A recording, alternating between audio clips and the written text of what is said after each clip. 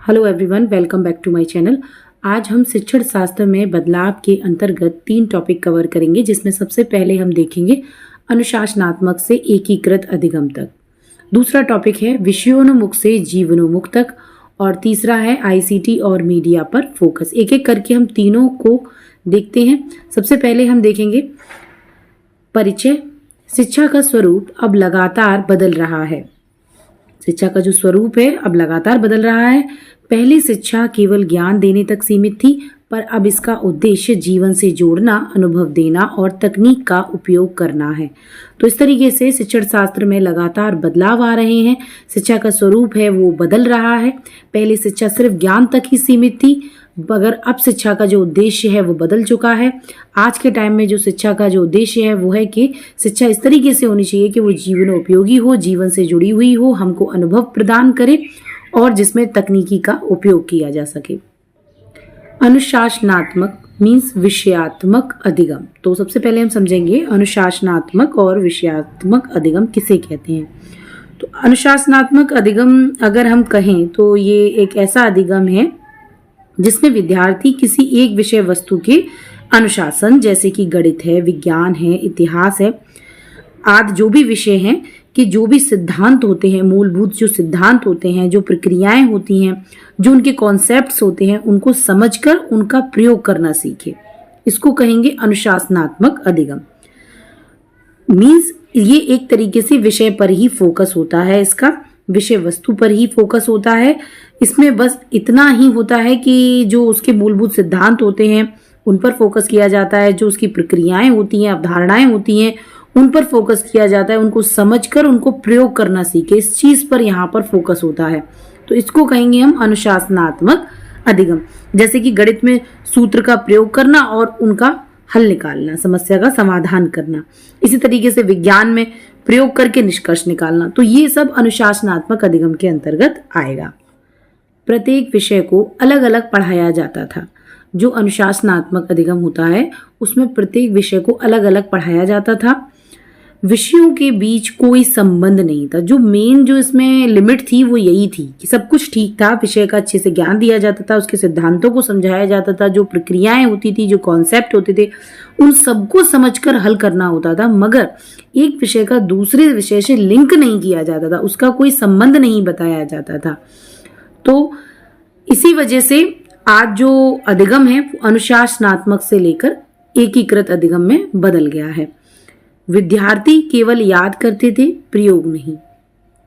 शिक्षा केवल परीक्षा और अंक तक सीमित थी। जो शिक्षा है वो उस विषय में आपको अंक ज्यादा से ज्यादा लेकर आने हैं, परीक्षा अच्छे नंबरों से उत्तीर्ण करनी है, तो इस बात पर सीमित था। तो इस तरीके से ये आपका हो गया अनुशासनात्मक अधिगम, क्योंकि यहाँ पर विषय पर केंद्रित है तो ज्यादा से ज्यादा बात विषय की जाएगी। एकीकृत अधिगम की अगर हम बात करें तो एकीकृत अधिगम आप कहेंगे उस अधिगम को जिसमें एक विषय को दूसरे विषय से जोड़कर पढ़ाया जाए। अगर इसका हम अर्थ समझने की बात करें कि तो एकीकृत अधिगम से अभिप्राय एक ऐसा अधिगम जिसमें विभिन्न विषयों, अनुभवों और गतिविधियों को आपस में जोड़कर सिखाया जाता है। यानी कि जो भी सब्जेक्ट्स आप पढ़ रहे हैं उन सबको आपस में लिंक करके आपको सिखाया जाता है, एक विषय को दूसरे विषय से उसका संबंध बताया जाता है, उसको कहेंगे एकीकृत अधिगम।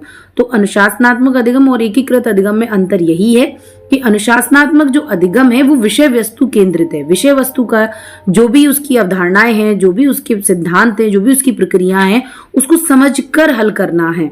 मगर सिर्फ कमी ये रह गई कि वहां पर वो विषय वस्तु केंद्रित रह गया, उसका एक विषय का दूसरी विषय से कोई भी लिंक नहीं बताया, उसको हर एक विषय को आपस में कनेक्ट नहीं किया।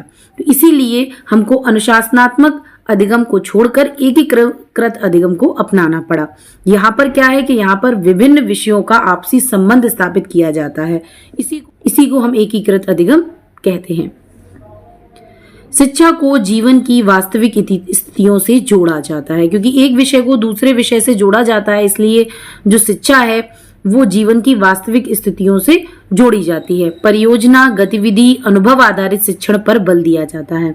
एकीकृत अधिगम के अंतर्गत ज्यादा से ज्यादा परियोजनाओं और जो गतिविधियां कराई जाती हैं, अनुभव आधारित शिक्षण होता है, इन सारी चीजों पर बल दिया जाता है। विद्यार्थी केवल जानने नहीं बल्कि करने और समझने लगते हैं। तो इस तरीके से ये अनुशासनात्मक और एकीकृत अधिगम में आप अंतर भी देख सकते हैं। अब जो परिवर्तन आया अनुशासनात्मक से एकीकृत अधिगम तक, जो परिवर्तन आया, तो क्या परिवर्तन आया?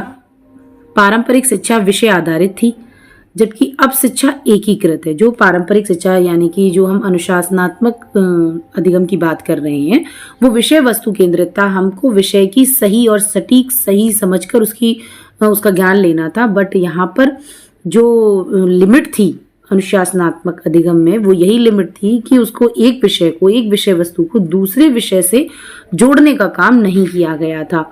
तो एकीकृत में यही किया गया है कि सभी विषयों का आपस में संबंध बताया गया है, संबंध स्थापित करके बच्चे को पढ़ाया जाता है। तो अब जो शिक्षा है वो विषय आधारित नहीं रही, जबकि अब शिक्षा एकीकृत हो गई है।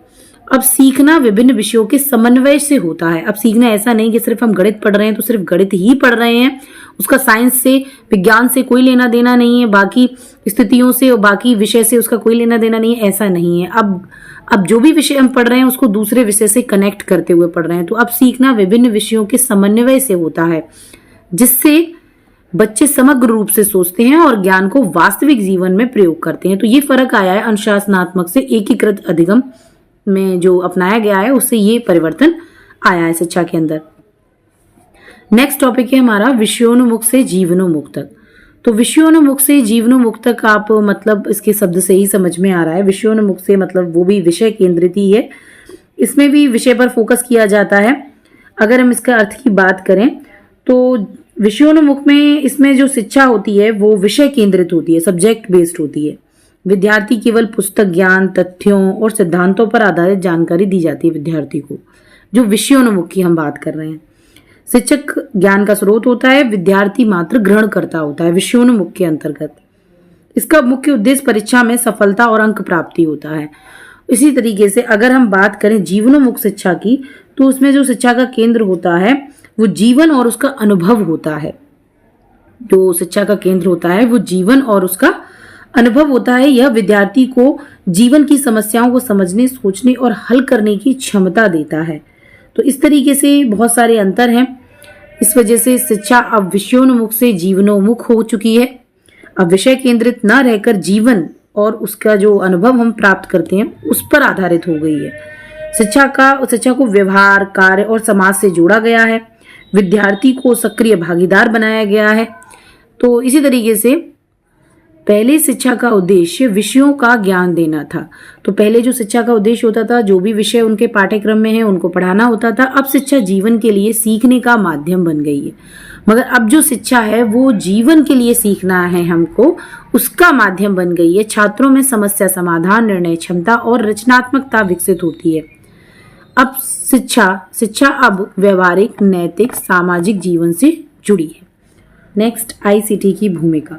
ICT means information and communication technology.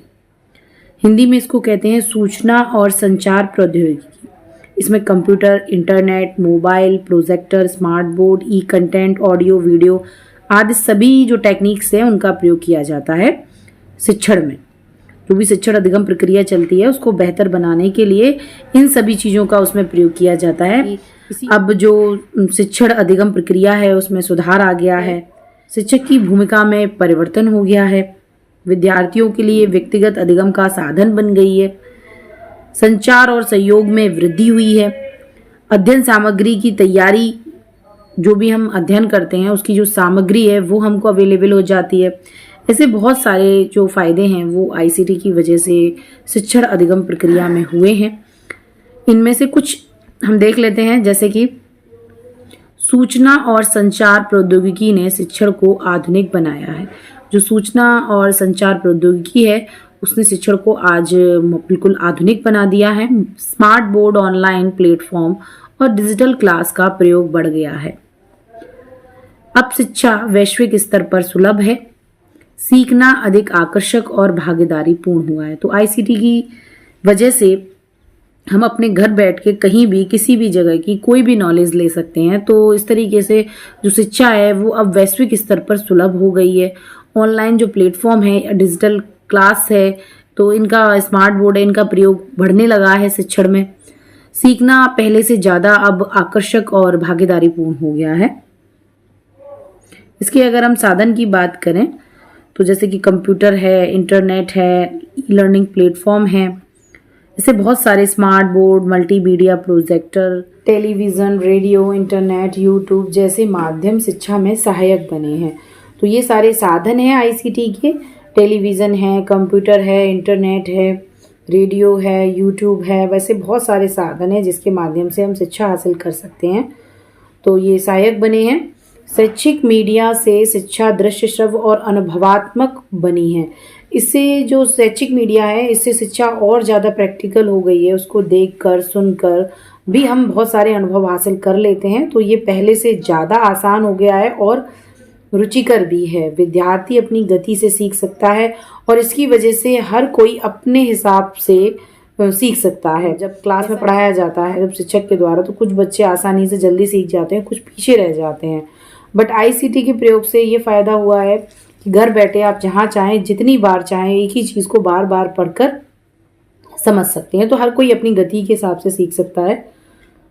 Next है परिवर्तनों का शैक्षणिक प्रभाव। तो जो परिवर्तन आए उसका शिक्षा पर क्या प्रभाव पड़ा। शिक्षा शिक्षक केंद्रित से छात्र केंद्रित बनी। जो शिक्षा है वो शिक्षक केंद्रित से छात्र केंद्रित बन गई। शिक्षण अब अनुभव और सहयोग पर आधारित है। शिक्षा का संबंध वास्तविक जीवन और समाज से जुड़ा है। रचनात्मकता और आलोचनात्मक सोच को बढ़ावा मिलता है। तो परिवर्तन, बहुत सारे परिवर्तन आए शिक्षा में, जैसे कि शिक्षा अब शिक्षक केंद्रित ना रहकर छात्र केंद्रित हो गई है। शिक्षण अब अनुभव और सहयोग पर आधारित हो गया है कि बच्चे ज़्यादा से ज़्यादा अनुभव करके चीज़ों को सीखेंगे। शिक्षा का संबंध वास्तविक जीवन से हो गया है और समाज से। रचनात्मकता, आलोचनात्मकता, इन ऐसी सोचों को बढ़ावा मिला है। तो ये बहुत सारे ऐसे परिवर्तन हैं जो आए हैं। निष्कर्ष, अब शिक्षा का उद्देश्य केवल परीक्षा पास करना नहीं, बल्कि जीवन को समझना, समाज में योगदान देना और आधुनिक युग के अनुरूप स्वयं को ढालना है। तो शिक्षा का उद्देश्य अब सिर्फ परीक्षा पास करना नहीं है, बल्कि उसको जीवन को समझना है, समाज में अपना योगदान देना है और आधुनिक युग के अनुरूप स्वयं को ढालना है। शिक्षा अब जानने के लिए नहीं, जीने के लिए है। अगर आपको वीडियो अच्छी लगी है तो लाइक कीजिए, चैनल को सब्सक्राइब कीजिए और अगर आप चाहते हैं कि हम अपने चैनल पर लगातार डीएलएड ब्रिज कोर्स से रिलेटेड वीडियोस लाते रहें तो प्लीज़ ज़्यादा से ज़्यादा शेयर कीजिए। Thank you.